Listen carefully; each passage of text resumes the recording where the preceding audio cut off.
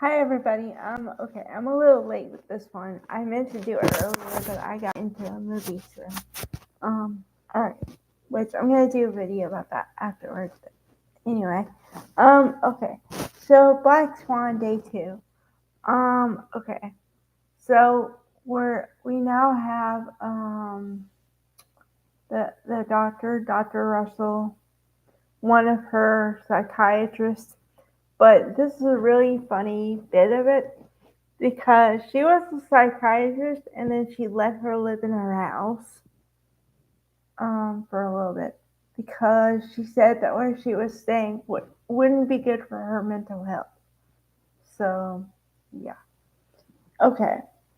So then they talked to her mother, the defendant's mother, her psychiatrist, um, a police detective, somebody with CAC, and then her, I guess, most recent psychiatrist. Um, so, yeah. Okay. So there's a bit more to the story than I knew at first. All right. What I didn't know is that um, I mentioned the 30-year age gap. Okay. So her husband had a vasectomy. Okay. And so he had it reversed so they could have a child. They had a child, and um, they were going through a pretty bitter custody fight at the time of his unalive. So there's that piece of it. Yeah, that's the piece I didn't know about. Okay.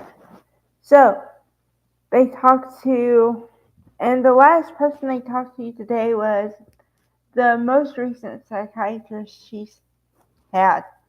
Because they were asking questions about, um, well, did you see any changes in their behavior? Uh, did she tell you anything that was suspicious or interesting? And most of the time, there's a client attorney or client doctor of privilege, but when something like this occurs, part of it is kind of waived, and it doesn't, because you can't harm someone else. Once you harm someone else, they're just as a witness as anyone else. So you no longer have the privilege that you would have, you know? So, yeah, that's how that works. Um, so I don't really know. I said I'd start watching body language and things like that. I did notice something a little bit yesterday, but I didn't really pay attention to it because I try to give myself a whole portrait of what someone seems to be like. And the only thing I get from her yesterday was the fact that when they start talking about her husband, she did get a little sad, but that's to be expected, I believe. Although there are two schools of thought about it. When, well, there's almost three because, okay, I'm just gonna say what I'm thinking because whatever. It's late and who cares, right? Okay. So the reason I say there are three schools of thought about it is because when someone dies, you don't know how everybody is different and everybody processes it, everything that is involved with it differently. Like you process grief differently, you process what happens differently. Some people, okay, I'll give you an example. Some people cry when they find out someone died. They cry, they bawl, okay? And then other people, no emotion whatsoever. Other people are happy because they know that the person is no longer suffering and in a better place, that kind of thing. And then some people just are no emotion whatsoever, nothing.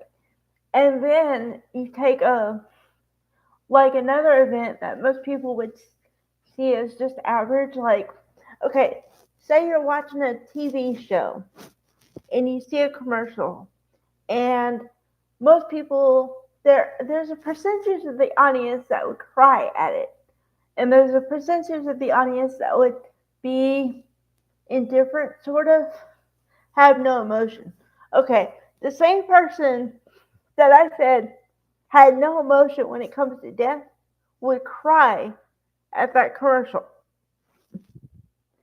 It's on how you process things, because maybe the commercial triggers a memory that evokes sadness in that person. It's all in how you process. It's all in everyone's psychology, and everyone's psychology is different.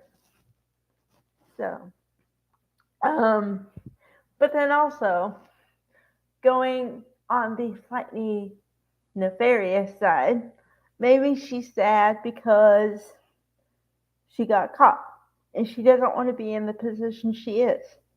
So the tears aren't for him, the tears are for her in her current situation.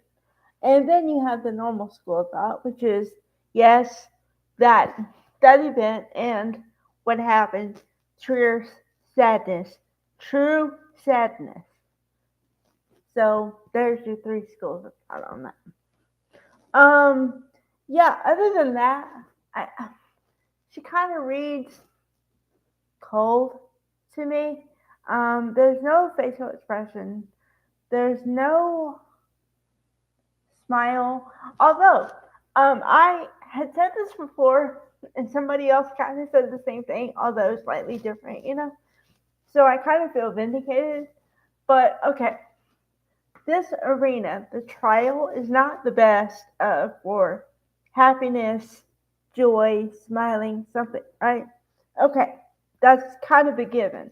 However, if you want to appear um, normal, average to a juror, because you have to treat jurors like lay people, right? So you want to appear like you have emotions and you're not just cold stone. So I know a smile, laughing, smiling is not appropriate. But if you can crack a like half smile, or I don't know, make your face look like you're smiling, even though with no teeth or something, that's more appropriate than, I can't do it because my whole thing, my face and everything are very expressive.